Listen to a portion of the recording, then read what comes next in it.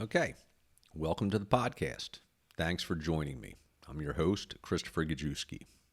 Let's get naked about mental health. In this episode, I had something different planned, much different. Then, a post I read on LinkedIn, pissed me off.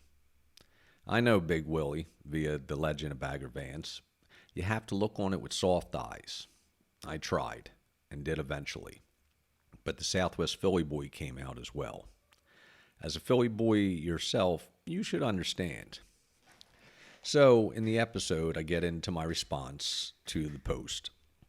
I talk about teletherapy, healthcare professionals, and just talking. I also talk a little bit about things that I'm doing now that you can be doing if you're struggling.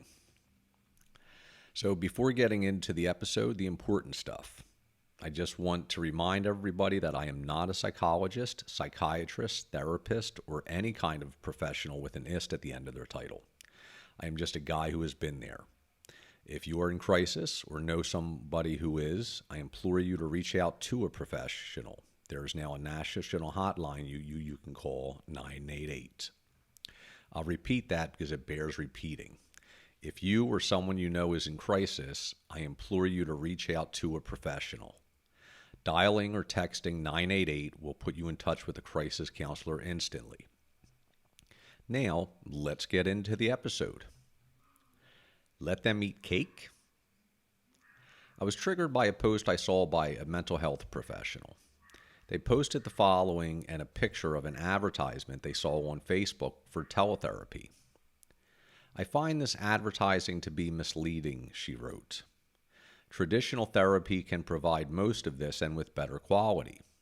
I might add in the traditional therapy column, choose your own therapist, use your insurance benefits, get a diagnosis and treatment plan. Have a motivated therapist who is making more than $30. Now, if I only had millions of dollars to run competing Facebook ads. I looked on it with soft eyes. There was a part of me that agreed with her. Then there was the Philly boy, the Philly attitude, and 50 years of experience of dealing with the mental health care system in this country. That part of me interpreted the post by a woman who calls herself Maryland's mental health care maven and practices psychotherapy with about 5,000 followers as let them eat cake. Let them eat cake, wrongly attributed to Marie Antoinette, is taken to reflect a princess's frivolous disregard for the starving peasants or her poor understanding of their plight. Yeah, there is the Philly in me. There is also a seasoned journalist and a critical thinker that would like to invite constructive dialogue on the matter. But the post triggered me. I found myself back in Southwest Philly, in a working class neighborhood. Though I have seen some improvements in recent years, I'm a child of the 70s that witnessed the devolution of the mental health care system, particularly for the poor and underserved. My mother was diagnosed as manic depressive with schizophrenic tendencies. When she was hospitalized in the 70s and 80s, it was mandatory 30 days. Over the decades, that would drop to 15, then 10, then finally 3 days, where she would be sent home so medicated that she could not function. I replied to the post that I both agreed and disagreed. More Southwest Philly came out than the seasoned journalist, I'm afraid. I've been doing the therapy dance now for decades, I wrote. I need it now. When I had insurance, I didn't have the time. When I don't have insurance, I can't afford it. There's the issue of finding the right therapist. I jump through hoops, make the appointment, do the intake, make the commute, and then find the therapist is not a good fit. I give it a few more sessions hoping for something. I am typically already in a depression because therapy has become more like triage than anything else. You need patience. I think I read that each medication has a 40% chance of being effective, and you need to take it for 30 to 60 days to see if it works for you. I see therapists as the same way. You need to find a therapist that is a good fit for you. that you can establish a sound therapeutic relationship with. As with meds, you might get lucky on the first try. More often than not, you make do with what you have or start the dance again. I did finally find one who was truly making a huge impact on my life. I was working in combination of weekly therapy sessions and monthly psychiatry sessions. I felt that after 45 years, I was finally on the right track and making a lot of progress. Dr. Ralph of Spectrum Behavior Services was amazing. Just as with medications, though, you can become resistant. Dr. Ralph had guided me through the process of switching from the Zoloft I had been on for 15 to 20 years to a new med, Vibrid. My very good insurance did not cover it. So she supplied me with samples as she fought with the insurance company to force them to cover it. I think it took over a year. I did not become resistant to Dr. Ralph. I had and continue to have the highest and utmost respect for her and her abilities. She was the best doctor, the best psychiatrist I had ever dealt with. But she sold her private practice to some national company. All of a sudden, I couldn't get through anymore to refill my meds. Then COVID hit and a difficult situation turned ugly. I ran out of meds. Every doctor on the planet will tell you to just not stop taking these kinds of meds. Hell, even if you are suffering from bad side effects, you are still cautioned to wean yourself off of them. I finally went to the emergency room during COVID. The ER doctor said she was not supposed to give me a prescription, but given the special circumstances, she would. But she urged me to find a new provider. The Southwest Philly did come out in the letter I mailed to that company. Or maybe it was just the withdrawal symptoms. No, it was definitely the Philly.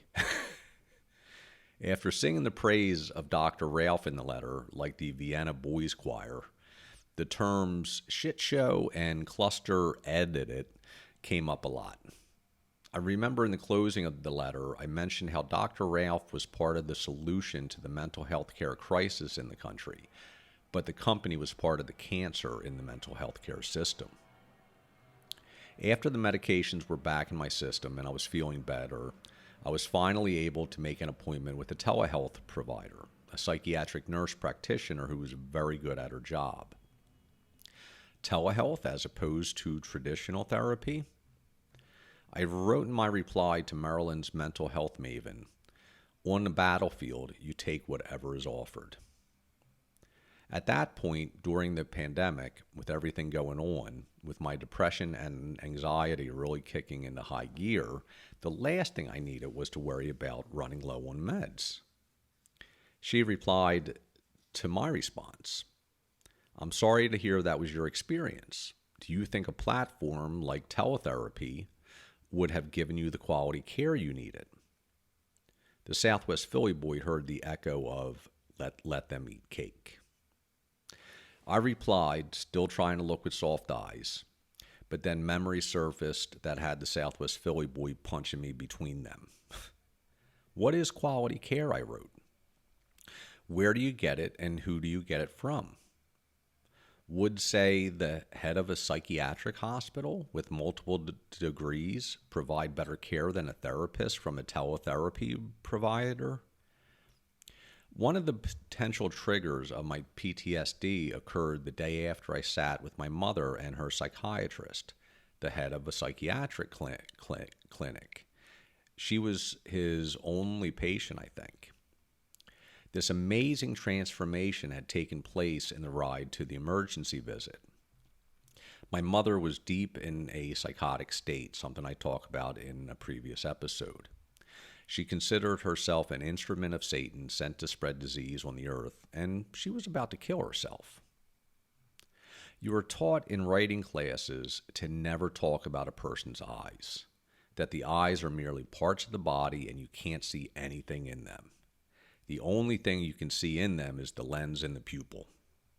You have to describe it, show it, not write some corny line like, I saw insanity in her eyes. But I did. And the insanity was the smallest part of what I saw. She had sat there on the sofa, scratching the disease on her arms, and there was something beyond madness in her eyes. Looking into her eyes was like looking through a window into hell. Madness radiated off of her like heat waves as she rocked back and forth and scratched at her arms. In the doctor's office, she was a woman with an IQ well beyond genius level, a master manipulator who did not want to be hospitalized. It was in the hospital during her last 3-day hospitalization that she caught the disease she now spread. I was told by the head of the psychiatry clinic, the head of the psychiatry portion of the hospital, that my mother was fine. There was an unspoken disapproval from him, a glance at the multiple degrees and awards hanging on the wall, as if I just wanted a break from caring for my mother. The following morning, police burst through the front door of my 2-floor apartment. In a moment of lucidity, my mom had called 911. The doctor said it was a miracle she survived. They could only guess that it was fortunate for her that she attempted suicide by 2 routes, slicing and pills. The pills had slowed her heart enough that the blood congealed and gave her time to make the call. I was not so fortunate. I still remember walking through my apartment in October of 1999, wondering how much blood there was in a person. My mom had paced after she sliced, and it looked as though someone had taken multiple cans of red paint and splashed them throughout my kitchen, bathroom, hallway, and then poured a can or 2 on her bed for good measure. My own period of decompensation began, my time of madness. Without insurance and without access to therapy, teletherapy did not even exist then, I wonder if it would have made a difference. It would be 6 months before I came the closest than I ever have to following my mother at the time. Would a platform like teletherapy offer me the quality therapy I needed? I would have to research it more, I replied to her. Had she even researched it before posting? But I know that just having someone to talk to is a huge help. I know that BetterHelp.com is another one where you can switch therapists as often as you like until you find a good fit. I did not know the company the Maven had posted about Talkspace, but I do know BetterHelp. Following an interview on a podcast with a licensed psychologist who spoke highly of them, I reached out to them online. I had not been thrilled with the intake interview questions that matched me with a therapist, but I did get an appointment right away. I also knew that I could switch therapists as often as I needed until I found a good fit. The cost was something I could afford. Well, I could afford it, but I lost my job before I began therapy, so I was forced to cancel. They refunded me the money I had paid up front.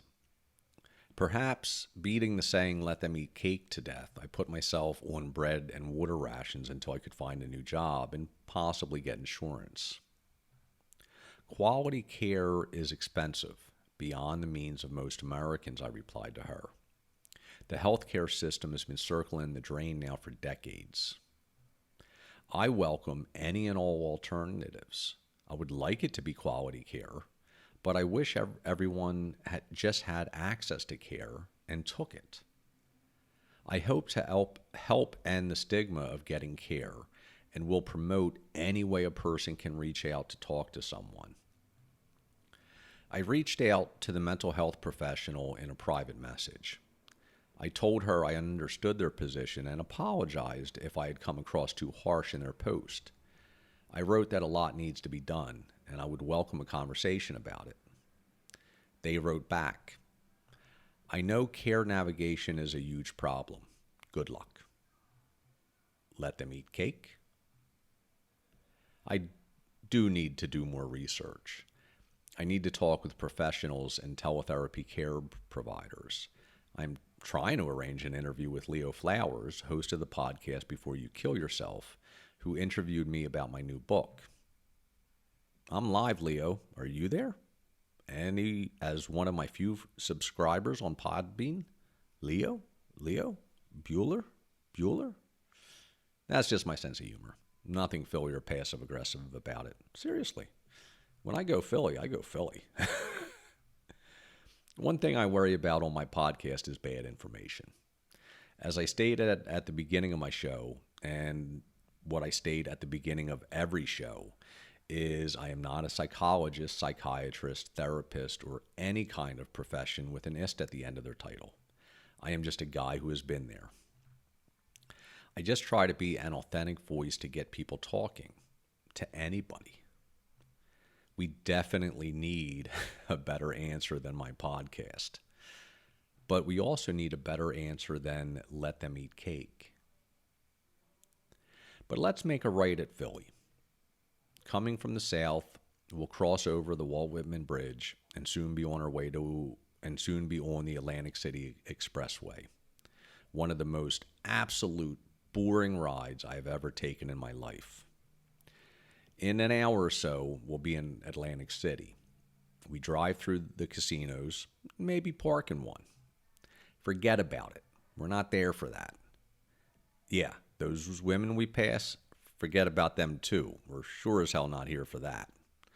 No, let's just stroll down to the boardwalk, cross over the wide wooden walkway, and make our way down to the beach, and then the quarter of a mile or so to the ocean. We can sit in the sand and look out over the waves. It is much easier to look at sunrise with soft eyes. Or, in my case, wait for the sunrise and even the pre-dawn. Something happened to me a while back. I started waking up early, very early, 4 a.m. today. I look at my clock, know that I could go back to sleep, but something pulls me to the coffee maker instead. There's something in me that wants to start my day after coffee. I'm tired. Know that I will crash for a nap about 10, but I just want to start my day and begin doing something. It's so different than the way that I felt this time last year. This morning, Saturday, I know I'm recording, but I wrote this on Saturday. I feel guilty. My dog, Danny, woke up with me. Before I broke my ankle, I had her trained. I'd take her out when I woke up to do her business. She begs to go out. I can't do anything about it. I have a tiny back patio where I leave puppy pads. All I can do now is hope she uses them. But what can you do? Bagger Vance would say to look at the upcoming day with soft eyes. Look at the entire field. It is not a dragon to slay. If you are struggling, if you are jumping through those hoops to begin therapy or to get meds, there are things you can do right now. First, don't do what I do. Don't start the coffee maker. Go the hell back to sleep and get your rest. Leo made it a point to talk about it in our interview, and I found it odd at first because he really was focusing in on the whole sleep aspect. He wanted to talk about sleep, good sleep. I looked into it after the fact and remember something that I learned. There's a direct correlation between sleep and depression. I figured it out while I drove across the United States on my odyssey. When I was exhausted, started out the day exhausted, my mood was directly affected. But you don't have to take my word for it. There are a ton of articles online about the bidirectional relationship between sleep and depression. Is it the chicken and the egg question? Which came first? Bad sleep leading to depression or depression leading to bad sleep? Doesn't matter to me when looking at the pre-dawn with soft eyes. 7 to 9 hours of sleep each night is essential. Do what you have to do to get there. Therapy and meds can help, but if you don't have access to either or are waiting, there are steps you can take to get there anyway. First, it is suggested to establish a routine. Make it a point to go to bed at the same time each night. For me, that is about 10 these days. Before I broke my ankle, I'd go to bed about 10 and then wake up at about 5 or 6. My 7 to 8 hours. It makes a difference. One thing about being stranded in Mexico is access to meds is much, much easier. I don't have to jump through hoops. I don't have to worry about it anymore. I can buy most of the meds over the counter or with a prescription that I get from the doctor who is actually in the pharmacy and will write me the prescription for a couple extra bucks. And they're cheap. I can get a 3 to 5 month supply of my clonazepam for $25 or so. 1.5 milligrams enables me to turn my mind off at night and fall asleep. All my life, I was a coffee addict. I could drink coffee right before bed and still fall asleep. That changed. Now, I know that I have to stop in the afternoon. I still crave coffee, but have switched to decaf. With the help of my friend Sarah, I found an excellent one that I enjoy. I have a funny video about it on Instagram if you want to go find it. I'll try to find it and link it to my website for this episode. I'm not quite sure how to do that. I got to figure it out. But Cafe Bustelo, it is a Cuban coffee. I make it in an Italian espresso maker and then add hot water to make a full cup. Another thing that you can do is avoid booze. I was never a big drinker, but I did enjoy my beers. And I know the struggle. That booze should help me fall asleep. Enough of it and I pass out. But I also know what happens. Booze is a depressant. Yes, it does relax me. Yes, it can help me fall asleep. But I also know it metabolizes in my body and starts working as a stimulant midway through the night and wakes me up. Whether to go to the bathroom, stomach issues, or a sugar rush. I also know how it affects me the next day. It brings me down, makes me feel like shit. Even just a few, the older I have gotten, the more it affects me the following day. It can make me unproductive the following day, which then makes me feel like an even bigger piece of shit, which then makes it harder to fall asleep because my mind is racing with all the things I should have and could have gotten done that day. Yes, I take a break from my routine once in a while. I go out and have a few beers, but I try to limit it to only once in a while and stick with 2, maybe 3 beers. I know that's my limit. I can still function the next day, and it's not really going to affect my mood. 4 beers? Nope. It will affect my mood. It's that close of a line. Even that 3rd beer sometimes. If you do have access to health care, I highly recommend talking to your doctor about a sleep study. I bet you weren't expecting that one. And there is an app for that as well if you don't have access to health care. But many people suffer from poor sleep because of snoring or sleep apnea, and they never know it. I never knew that I snored until my wife pointed it out to me. She never knew that she snored until I pointed it out to her. She didn't believe me, of course, so I recorded it one night on video. I got a great shot of one of the dogs being startled awake by one of her snores. But there are dental appliances that can help with the snoring as well as light to moderate sleep apnea. I swear by mine, the DSAD by Panthera. One of the best things about it, though, is that it is covered by health insurance, not dental insurance, which is typically better. And it also makes a lot of dentists happy because they get to charge more. As I told Leo, though, as a professional in that field, don't get one of those over-the-counter things that you can pick up in the store unless you absolutely must.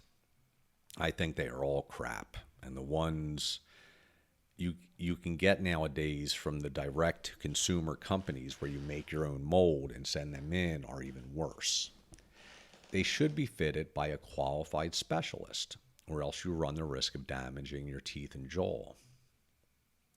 Something else that you can do that I make it a point to do each day, even with the broken ankle, is just simply get the hell outside. All the studies are clear on that. Getting outside and spending time in the sunshine helps. That was a big reason why I didn't make the move up into the Pacific Northwest. I loved it up there. It was gorgeous. But I really didn't think I could handle 6 months of dreary days. But my doctor here, when I broke my ankle, Dr. Sabahi, wrote me a prescription for going out in the sunshine. No shit. At least 1 hour, he told me. But I should be doing 3 in the sunshine. He even wrote it up. So I gimped my way up to the roof with my iPhone and listened to music while soaking in the sunshine. Let's face it. If you are suffering from anxiety or depression, the last thing you want to do is go outside. You want to isolate. I understand this. Don't. I know what I'm asking here. I am asking you, like I told myself, to change lifelong habits. I'm also telling you to battle the depression and anxiety. It is hard, difficult, but there isn't a magic bullet here to solve all my problems. It takes work. And I think that just by doing the work, just by taking action, helps me with the depression and anxiety. Popping that pill I don't want to take, doing the small things and the bigger things makes me feel better, makes me feel like I am more in control of my life, wresting the power back from the depression and anxiety. It empowers me. But let's get back to the list. There are a few more things that you can do, that I do, to empower myself. Exercise. There's a direct correlation there as well. Exercise releases endorphins, something missing in the right quantity in those with depression. Be realistic like I am, though. I have a gym right across from my front door to my apartment in my complex. I stare at it from my front door. These days, laid up with my ankle, I stare at it even more as I sit outside of my front door.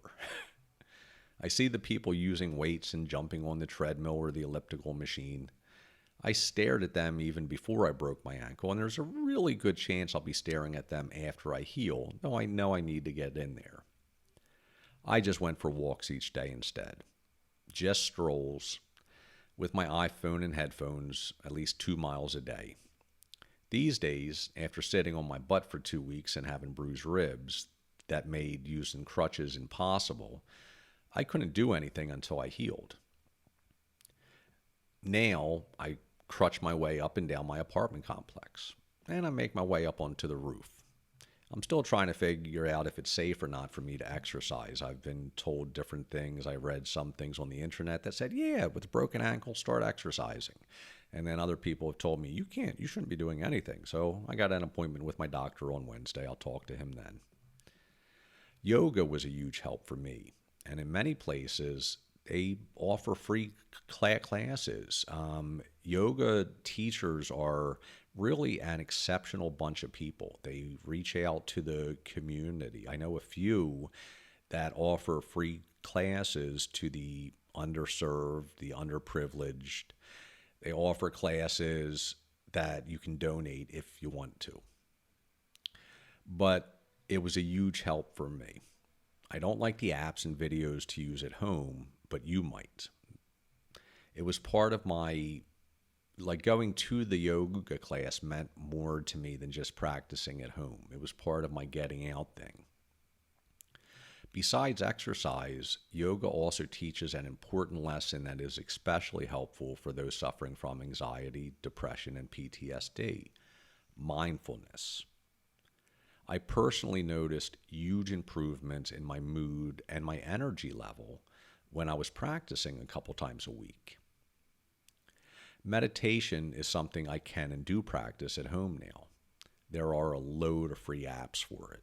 It's funny, I was just looking at my iPhone and I had to update an app, and it was one that I had forgotten that I had. So I'll be taking a look at that one tonight. But meditation is part of the mindfulness thing.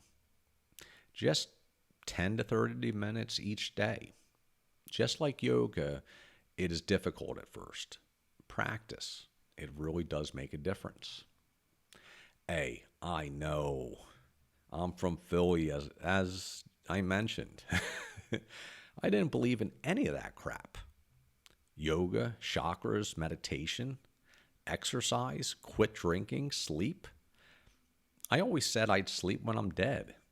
Well, I almost was. So started looking into things. I did an episode a while back where I discuss the mental health triangle.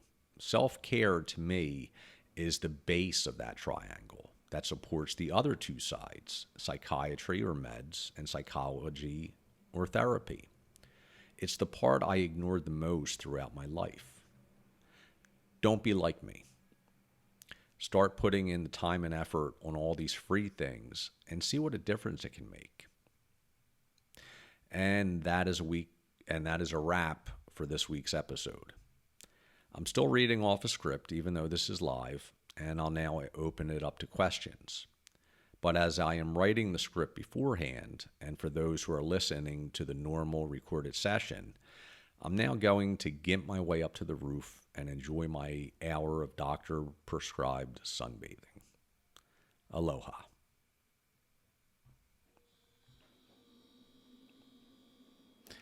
Anybody? Anybody? Anybody? So I did go live. Nobody joined me. I don't know. But I don't know. This was interesting setting this up. So I'm going to continue this. If anyone is listening to the recorded episode, and if you think that there's a better time than Monday night to be doing this, just give me a shout out. I really don't know. I mean, like my schedule right now is really open. Maybe do the episode one night and then do a follow-up session with the live thing another night. I'm open for suggestions. I'm open for ideas here, and the way that I can help and the way I can reach more people. But thanks a lot for listening, and sorry that you couldn't make the show. Like I said, it was my first effort, so I really didn't give anyone enough time. But this was episode 13, and I'm going to keep on doing this. We'll see what happens. But anyway, have a nice evening or a nice day or a nice morning, depending on what time that you are listening to this. And click and share. Follow along. If you know someone in your life that is struggling, make them listen, or not make them, but ask if they want to listen to this. If someone in your life is struggling and you don't understand, reach out to me or listen to the episodes. I try to explain it to both sides because it's so hard to understand. But that is a wrap, and I'm going to end the stream now and see what I can do with the audio recording. There's a really good chance I missed the record button, so I'll have to re-record it. I don't know yet, so I'll check that out. Peace. Aloha.